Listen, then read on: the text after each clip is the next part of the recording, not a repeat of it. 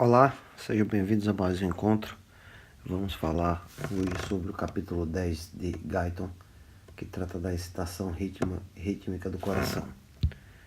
Para falar desse tema, vamos abordar dois tópicos: o sistema excitatório e condutor especializado do coração, controle da excitação e da condução no coração. Tá? De modo geral, esse sistema ele gera o próprio sinal e conduz, né? Vamos aqui para o primeiro tópico: sistema excitatório e condutor especializado do coração. Nodo sinusal. Também ele é conhecido como sino atrial. Quais são os mecanismos de ritmicidade que tem o nó sinusal? O potencial de repouso dele se encontra de menos 55 a menos 60 mV. Em contraponto aí que os ventrículos se encontram a menos 85 a menos 90 mV. As fibras do nó sinusal, elas ficam mais permeáveis, né?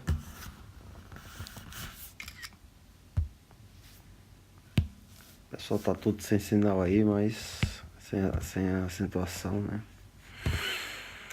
Então, o que acontece? Menos 55 a menos 60 mV. Ele torna mais permeáveis a cálcio e ao sódio. Tá? Se a gente relembrar aí um pouquinho, nós vamos recordar que os canais de sódio, quando chegam de menos 70 a menos 50, eles têm uma abertura abrupta, né?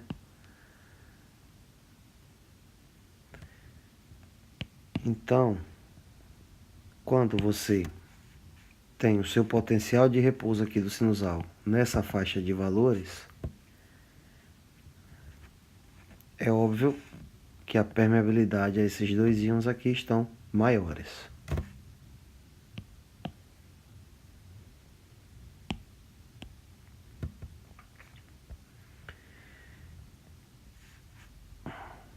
Então aqui com esse gráfico aqui, nós comparamos o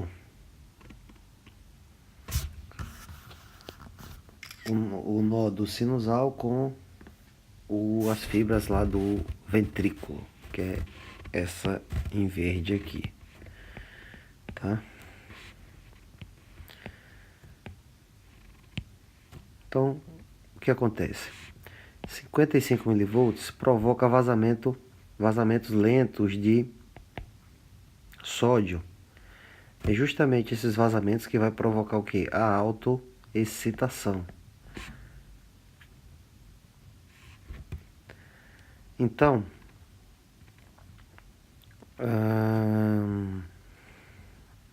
após esse vazamento aqui, ó, vamos acompanhar aqui comigo na curva, tá? Essa subida aqui significa esse vazamento de sódio. Quando chega em determinado valor, a menos 40 mV, vai ativar os canais lentos de cálcio, tá?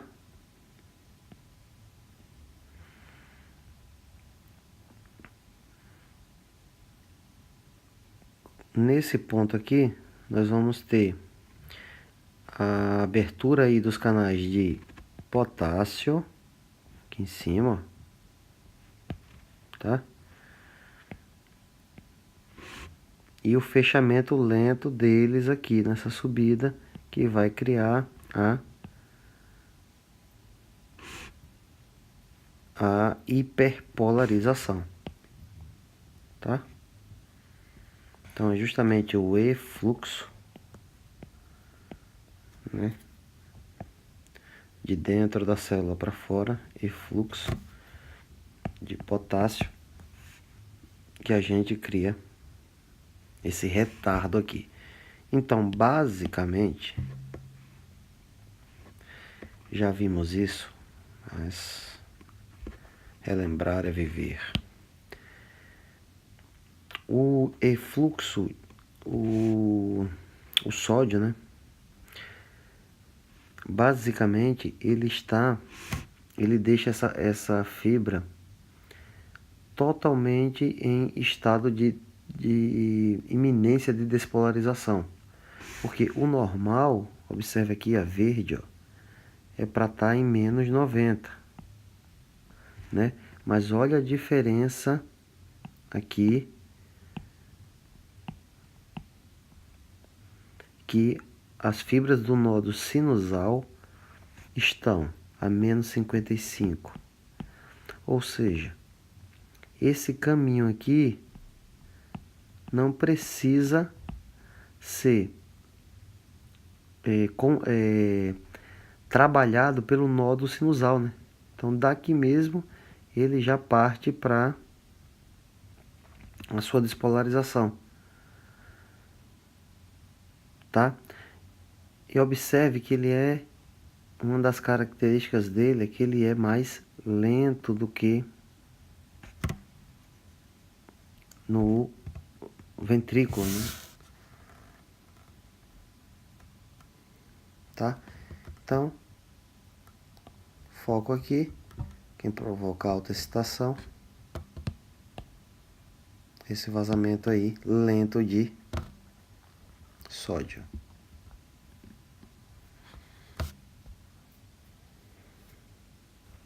Então tem a hiperpolarização, né, que eu comentei, para que serve, que é justamente o vazamento lento do potássio, o fechamento dele ali.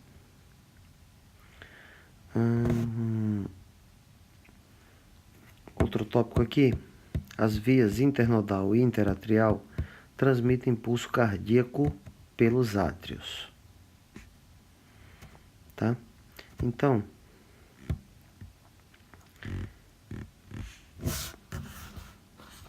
essas daqui são as internodais, tá? Que saem do sinusal, tá? Nós temos a anterior, a média, a posterior.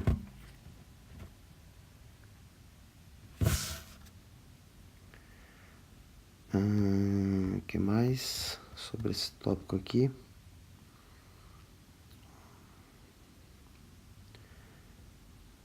São basicamente essas fibras aí que vão produzir esse sinal, tá? Não tem nada demais aqui nesse detalhe, não.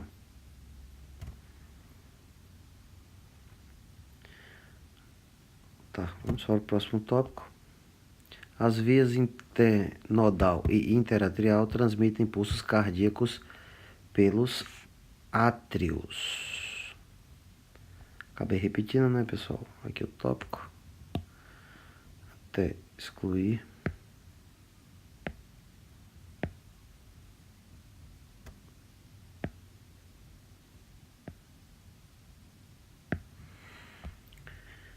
Vamos aqui para o próximo tópico, que seria o quê? O nodo atrioventricular retarda a condução do impulso dos átrios para o ventrículo, tá? O que é que isso quer dizer? Que essa região aqui, ele está falando que justamente há um atraso, né?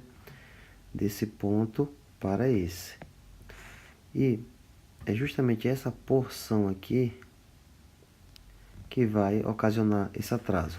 Observe que a área é menor de contato, né? Consequentemente, nesse tecido aqui, você vai ter menos áreas de gap, né? De junções de gap. Então, isso acaba ocasionando um atraso de 0,16 segundos. É um número importante, pois é justamente o início da polarização dos ventrículos, tá? É o atraso que dá entre átrio e ventrículo. Então, tá aqui, os gap junctions são reduzidas as áreas. Isso é que causa a condução lenta do nodo atrioventricular, tá? O retardo do nodo sinusal para o atrioventricular. Ainda aqui sobre o sistema excitatório e a condução, nós temos aqui a transmissão rápida do sistema Purkinje ventricular. Então, ele tem velocidade alta, né? Porque tem muitas junções de gap.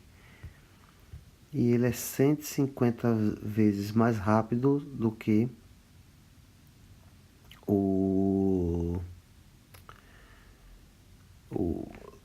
no geral, né? Assim, ele é 150 vezes mais rápido com relação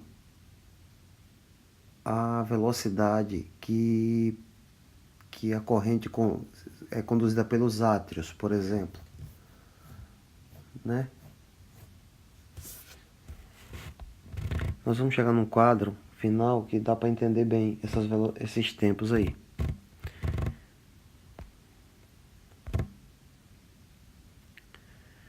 Então, a distribuição das fibras de Purkinje nos ventrículos, nós temos o ramo direito e o ramo esquerdo. Isso aqui para a gente ver melhor.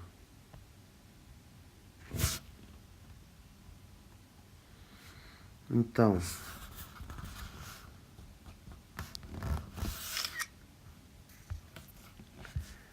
aqui um ramo esquerdo e um ramo direito, e as fibras de Purkinje são essas daqui, ó.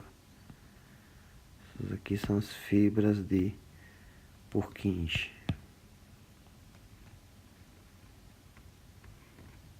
Tá?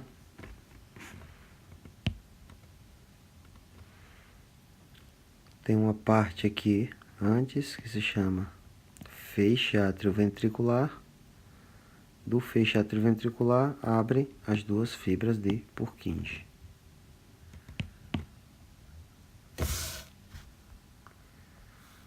Bem tranquila essa matéria.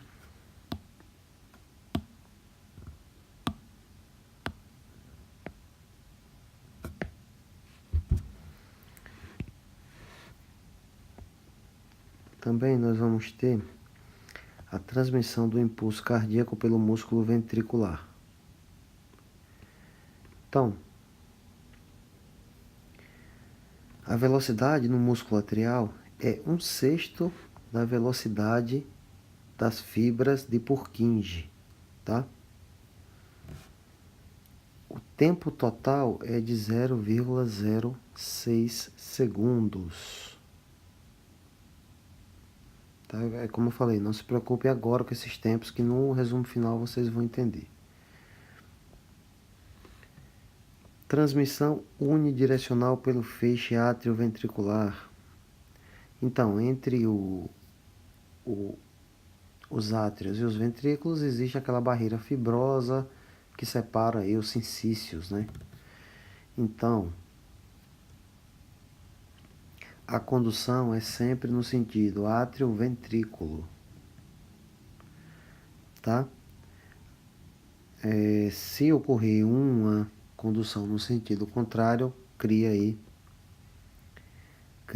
arritmias graves, tá?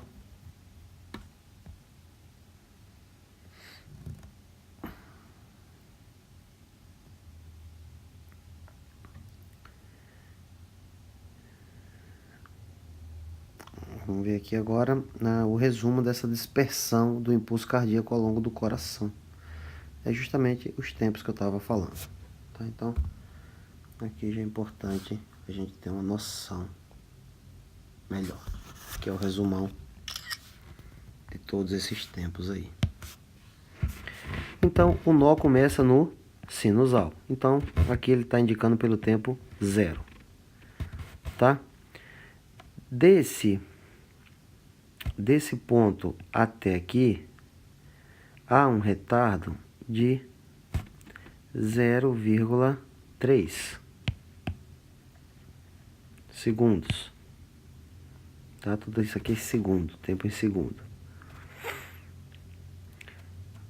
Quando chega nesse ponto aqui, devido àquele retardo, por não possuir junções de gap o suficiente, né, no feixe atrioventricular, que é esse trecho aqui,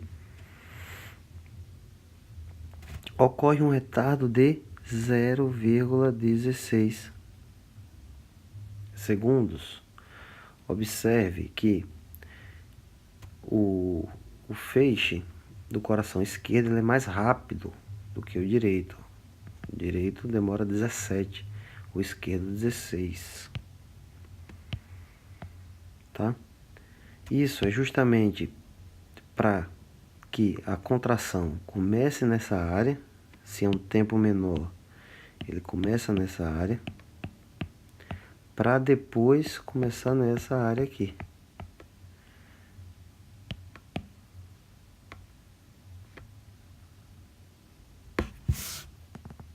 Tá? Para ele criar o movimento aí de ordem aí, basicamente aí dos ventrículos, né?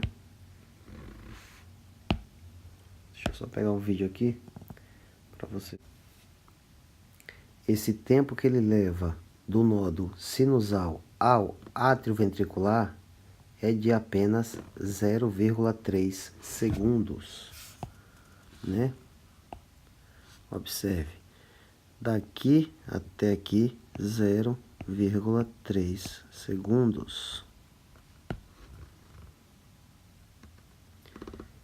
Quando ele vai passar por uma barreira que separa os átrios do ventrículo, que é justamente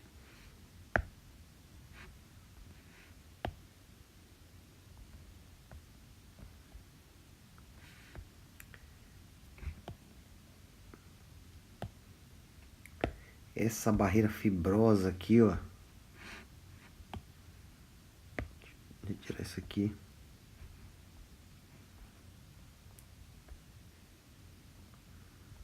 Ó. Observem que há esse isolamento aqui, tá? O isolamento fibroso. É justamente esse isolamento aqui que vai provocar aquele atraso de 0,16 segundos. Ó. Isso aqui gera um atraso de 0,16 segundos. Tá?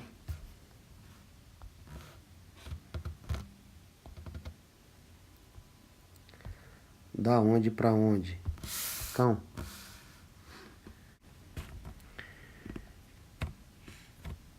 vejam, esse nó sinusal, onde é que ele fica mesmo, né? Então, ele fica mais ou menos aqui, nessa área aqui, ó. Aqui a veia cava superior, né, aqui em cima. Então, ele vai ficar localizado aproximadamente aqui. E eu fecho aqui para dentro, tá? O nó do átrio ventricular.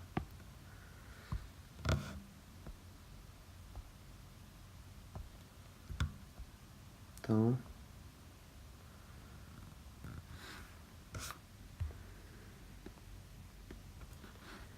é isso aí. Vamos voltar lá para a apresentação. Então,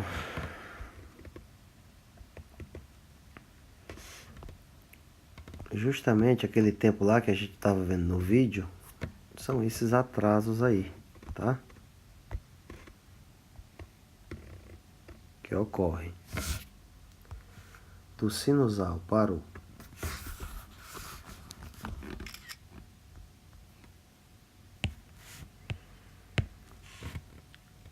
sinusal para o átrio ventricular tem esse atraso de 0,3. Por causa daquela barreira fibrosa que eu acabei mostrando lá no software, você tem um atraso de 0,16. Esse ponto aqui é aquele que eu me referi, que ele tem uma velocidade, a maior velocidade do sistema é aqui, ó, que ele é 150 vezes aqui mais rápido do que qualquer lugar, tá? E segue os tempos que ele vai despolarizando, certo? E externamente, você veja que o tempo de despolarização é maior. Internamente ele já é menor. Ó. Tá? Isso porque o sentido é esse aqui, ó. Sai daqui, vem pra cá, depois daqui ele vai e abre, né? Primeiro aqui, depois abrindo. Óbvio, igualmente para os dois lados, né? E aqui ele faz esse percurso, como a gente viu lá no coração. Então, todos esses movimentos geram isso aí, tá? Essa contração dessa forma.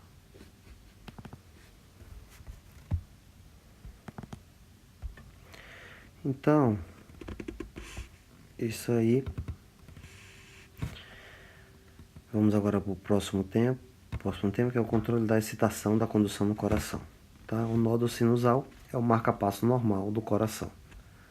Tá? Então,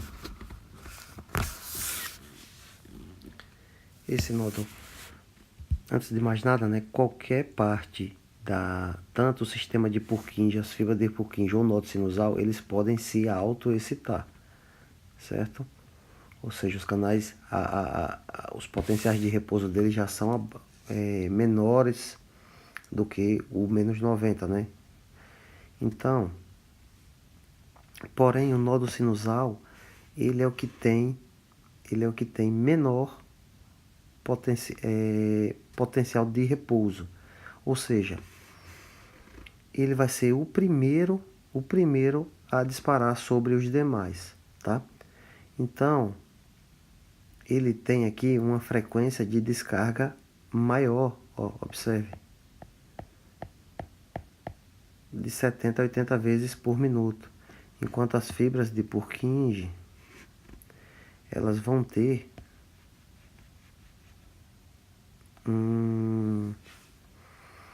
uma frequência aí de 15 a 40 vezes por minuto, tá? É característica aí. Digamos que se esse nódulo sinusal for suprimido, que em alguns casos existe, só passa a bater, o ritmo do coração vai ser determinado pelas fibras de Purkinje, já que o potencial de ação pode ser acionado em qualquer ponto aí, tá? Das fibras do processo de condução, né? Das fibras de condução. Então, o que é um marca-passo ectópico? Tá? É um marca-passo anormal. É quando ele surge em outro lugar, não ser o nódulo sinusal. Tá? É mais frequente o qual? O nódulo atrioventricular. Ou porção penetrante do feixe atrioventricular, né? Então a gente lembra que o feixe é até antes de dividir em fibras de Purkinje. Então ele pode saltar do nódulo sinusal para o nódulo sinoatrial ou aqui o feixe atrioventricular. Ele pode alternar um marca-passo aí. Ok? Porém, aqui nesse nódulo sinusal, nesse aqui de cima, você tem de 70 a 80 batimentos por minuto. Quando você parte para cá, muda as características. Você aqui só vai ter de 15 a 40 batimentos por minuto, tá? Então, isso é devido ao que? A um overdrive, que é o que? É de 5, o seu coração vai ficar de 5 a 20 segundos sem bombear sangue, ó. Isso gera desmaio, por falta de fluxo no oxigênio, e o nome dessa síndrome se chama Stokes-Adams. Não, Stokes-Adams, tá? Stokes-Adams. Steak, carne. Stokes-Adams.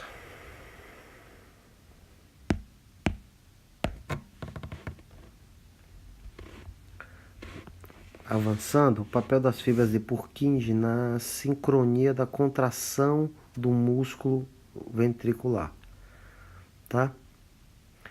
Então, se não houver aquela sincronia, né, fibra de Purkinje a gente sabe que é para ventrículo.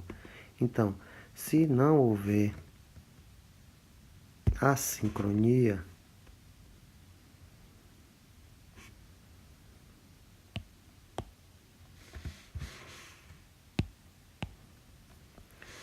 tá? Se não houver uma sincronia, ou seja, observe como os ventrículos batem aqui em sincronia, eles se contraem ao mesmo tempo praticamente, né?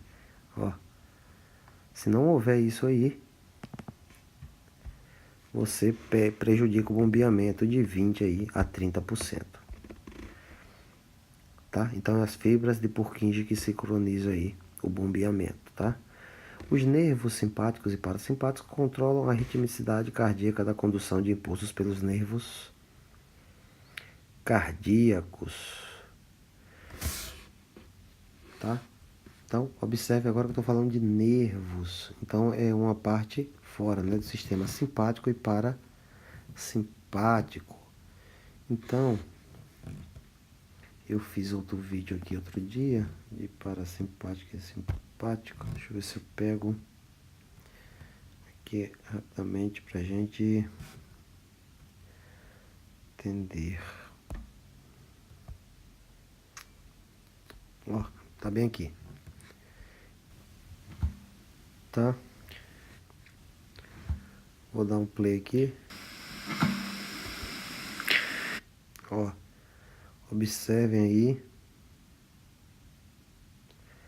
Tá vendo aí, ó? Aí é o sistema parasimpático. Aí são os dois nervos vagos, tanto o direito quanto o esquerdo, tá? E eles agem aí no nodo sinusal, ó, e sinoatrial. Sinusal e sinoatrial mesmo, né? E atrioventricular. Eles agem aí também. Eles estão aqui basicamente, né, ligados no átrio vago. Então tá aí. Esse é o sistema parasimpático, nervos vagos. Então, eles vão agir aí nos nodos sinoatrial e atrioventricular, tá?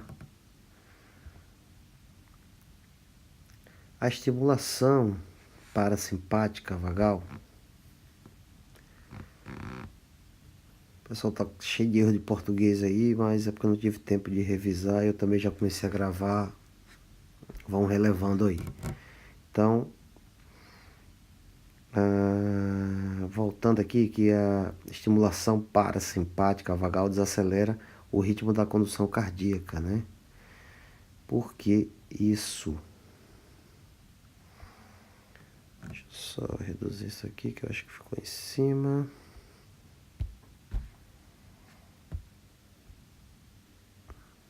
Tá. O nervo vago,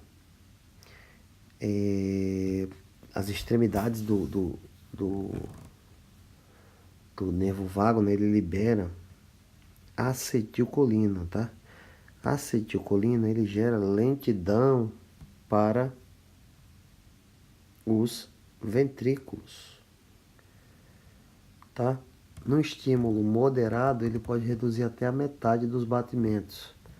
Agora, se for um estímulo muito alto, o movimento pode até parar de estimular aí o nodo sinusal. ok? Nesse caso, você teria o quê? Que as fibras de Purkinje substituiriam. Você teria um escape aí para a área do ventrículo, né? Que se chama aí, quando isso acontece, é escape ventricular, tá?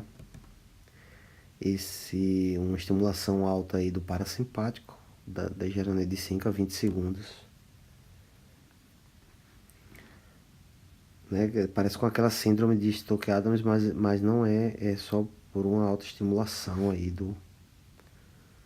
uma alta estimulação do sistema parasimpático. Tá? Então, mecanismo dos efeitos vagais, dos nervos vagais. Acetilcolina, o que é que ele faz? Ele aumenta a permeabilidade de potássio. Né? Já sabemos que o potássio aumenta o quê? A hiperpolarização, né? Ele retarda mais o processo de despolarização. Então, a acetilcolina ele joga aí o potencial aí para menos 65 a menos 75. E o normal aí dos nodos, o nodo sinusal é ficar de menos 55 a menos 60, né? Ou seja, ele diminui a ação do sódio. Agora, já a estimulação simpática aumenta o ritmo cardíaco e a condução.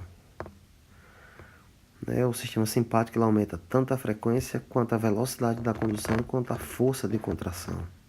É a preparação do seu corpo para o combate, né? Para o estado de estresse. Já o parasimpático é para a calma, é o oposto. Quais são os mecanismos do efeito parasimpático? O parasimpático libera acetilcolina. Então, as terminações nervosas do sistema simpático vão liberar o quê? Norepinefrina, né? Esse hormônio aí, que eles vão estimular os receptores adrenérgicos beta-1. O que é que eles fazem? Aumenta a permeabilidade do sódio e cálcio, né? Apesar de ainda não estar tão comprovado, mas se acredita. Segundo o livro Guyton. Né? Com isso a gente viu aí